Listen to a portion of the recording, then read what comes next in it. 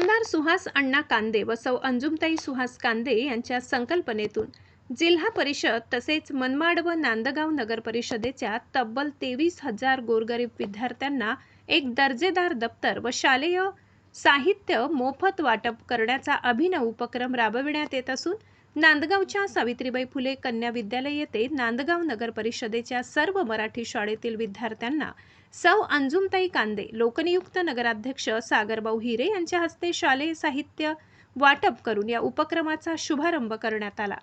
या प्रसंगी मुख्याधिकारी श्यामकांत, गट शिक्षणाधिकारी नायकवाडे, शिक्षण मंडळाचे सर्व पदाधिकारी, नगरसेवक, शिक्षक वर्ग, पालक, शिवसेना पदाधिकारी, शिवसेना महिला आघाडी पदाधिकारी तसेच मोठ्या संख्येने विद्यार्थी वर्ग उपस्थित होते।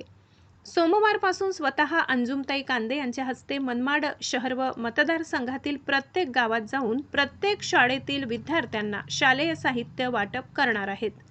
कुटुंब प्रमुख या नात्याने मतदारसंघातील गोरगरीब विद्यार्थ्यांना उत्तम दर्जाचे शिक्षण मिळावे या हेतूने सर्व जिल्हा परिषदेच्या शाळांच्या इमारती नूतनीकरण आणि आता विद्यार्थ्यांना वह्या पुस्तके तसेच दप्तराची भेट देऊन आम्ही आमची जबाबदारी पार पाडत असल्याचे प्रतिपादन अंजुमताई सुहास कांदे यांनी व्यक्त केले।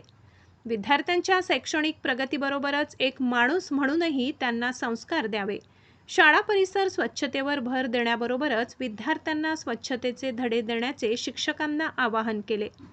लोकनियुक्त नगराध्यक्ष सागर हिरे यांनी या उपक्रमाचे कौतुक करत आमदार सुहास अण्णा कांदे व सौ अंजुमताई कांदे यांचे आभार मानले।